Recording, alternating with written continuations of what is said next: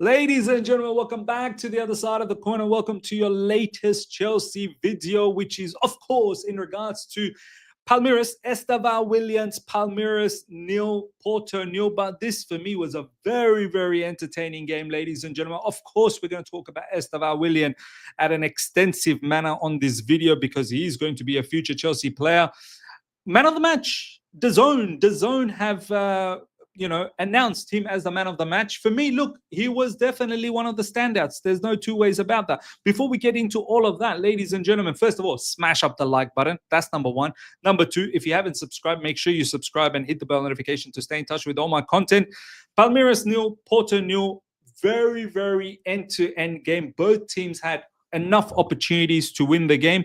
I thought Palmeiras probably pipped Porto a little bit. Palmeiras, strong team, man. These South American teams are no joke. Lots of speed, lots of aggression as well, lots of technical ability. And it could have gone either way, but I felt Palmeiras had far better clinical moments. But look, Porto, we do need to talk about Rodrigo. Is his name Rodrigo or Rodri Mora? We'll go with Mora. Another sensational youngster that is developing. Chelsea, look out. And Omar Dion is all we need to talk about that. But bulk of this video, we're going to talk about Estevao Willian, ladies and gentlemen. He started and he looked lively from the get-go. In fact, he probably could have scored a hat-trick in the first half. Look, let's talk about all the things that I liked about him. I think there is a top player there. There's no two ways about that. Look, we need to obviously stay calm. He's going to come into the Premier League. He's going to need to adapt, no doubt. But the things that are so glaringly obvious, he's got speed. He's got abundance of technical ability. He's got a very nice left foot about him. His footballing IQ is very good. Of course, his off-the-ball work rate will need to improve, and he will improve as he grows older, and that physicality a little bit as well. But Brazilian, generally, they've got that physical nature about them anyway. They've got that shithousery. They've got that mongrel inside them. So he's got that. He just needs to now hone in on that. You don't necessarily need to go out and pack weight. You don't need to do that. You just need to have good physicality about yourself. That doesn't necessarily mean you need to put muscle. I've seen a lot of people that have got a lot of muscle and they're weak. They're weak, man. So it's not about that. It's about that inner core strength. So look, Estevao Willian, predominantly I liked him on the right. He pretty much played everywhere. He played on the right, played through the central areas, and played out wide on the left as well. Left, look, I'm not going to say that you can't try him there. You can definitely try him there. Probably not his best place, but I thought he was still good. He was definitely excellent on the right side. He picks up the ball from the right side, drifts into... Initially, actually, he started from the central area. Initially, he wasn't playing on the right side. Initially, he was actually in the central area, just behind Vitor Roque. Vitor Roque, I don't think he was very good in this game. But within the first 5 minutes or within the first 10 minutes, there was a big opportunity for Estevao Willian where the ball fell just inside the box. It was a nice dummy, fell for Estevao Willian centrally inside the box. He wrapped his leg around. It was a nice curl, just didn't find the target. It wasn't as if he blasted it over the bar or anything. It was just a bit wide. And that would have been a sensational start to the game. That would have just set the roof on fire. And Estevao Willian, a lot of people would have started recognizing who he is, even though I think many still do. They have recognized him. So centrally, he started there, was creating a lot of havoc. For me, he was the linchpin. He was the main character when it came to attack for Palmeiras. Then he started drifting on the right side and he was creating a lot of havoc there, picking up the ball from right side and coming into central areas, sometimes going out wide. Then he started drifting to the left side as well in the first half. He pretty much tried everywhere.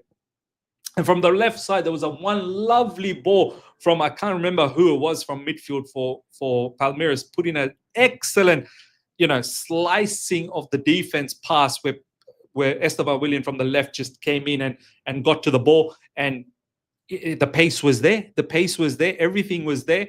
The shot with his left foot on the left side is looking very good, but unfortunately it was blocked by the defender right at the end.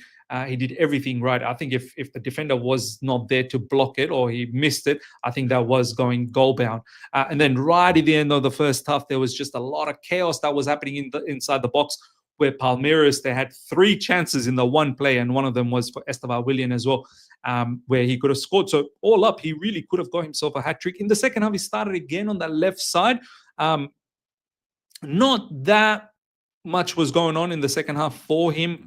Porto really started to lock that area up, lock his side up a little bit. And then he eventually enough was substituted off around the 65th minute. And if I'm being honest, look, I know Palmeiras finished the second half very strongly. And we're going to get to Porto. Porto also played nice, to be honest. But I felt like Palmeiras did enough for a victory here. Porto did enough to get a goal, but Palmeiras probably did enough to get 2-3 goals maybe as well. Look, in all honesty, it should have probably been about 3-2 Palmeiras to win. So look, I felt when Estevao Willian came out, there was a moment where it looked like without him, the attacking threat was sort of not there. And look, ultimately, they had chances, but some of them I felt like fortuitous chances from crosses, hopeful crosses and whatnot. With Estevao Willian, it was a little bit more. It was a little bit more cutthroat, I felt, and he ended up being the man of the match anyway. A lot of people were saying, "Oh, look at what the ratings are saying: 6.1 in FootMob." And this, don't be looking at ratings. Look at the match with your eyes. I thought it was good. I'm not blowing this apart that it was some sort of a sensational performance. No, it was a very good performance, but I think there's a huge future for Estevao Willian. We should be excited, but at the same time, we should be patient that it's going to take a little bit of time to adapt. But once he adapts, I think his combination with the likes of Parma, the likes of, Delap, the likes of Enzo Fernandez, Caicedo, all of them, I think it's going to be very nice to watch, man. I think it really will be very nice to watch. Where will he operate? He's kind of shown that he can pretty much operate anywhere. But I do feel centrally is where he likes the most. But that's where Cole Palmer is. So he's going to have to choose either the right side or the left side to operate. But I've got no doubts that the footballing IQ is there for him to do well. Now, the other player that I really want to talk about is Rodrigo Mora. I think that's his first name. Mora. This guy is a very good player, for FC Porto. Young player, another young player. A lot of people are saying that he's young João Felix. I don't know, man. That's a bit of an insult. And if he does turn out to be like that, it's going to be quite painful to watch. But I like the looks of him. There was a lot of times where he was taking on 3 players and he was doing well. And he was linking up with Omar Dion nicely.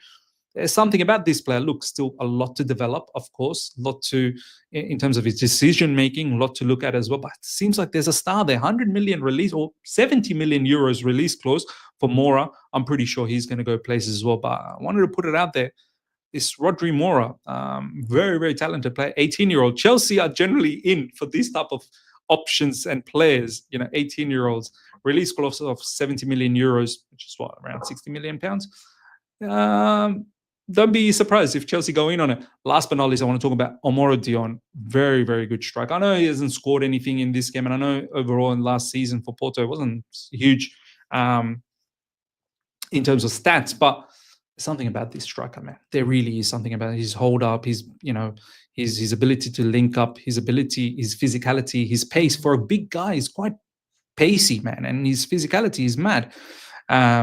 I like that overall package of Samu. Samu, it doesn't go by the name Omar Dion anymore. It's a different last name. I think his mother's last name. But I thought his game was good. But look, overall, I felt Palmeiras probably deserved the win. Not to be, but very exciting game. 0-0. Good luck to Inter Miami. They're going to be the whipping boys in that group. But Al Ahly, I think, will have something to say. Porto could miss out. Even though they're a quality team, no doubts about that. But Porto, I don't know if they're absolutely confirmed. Let me know your thoughts, ladies and gentlemen. What do you think about Estevao Willian's performance as well? He has been named man of the match by The Zone. What do you think about this game overall? 0-0. It's finished, and we go again tomorrow. Smash up the like button. If you're here for the first time, subscribe. Hit the bell notification to stay in touch with all my content. Till next time, take care. See ya.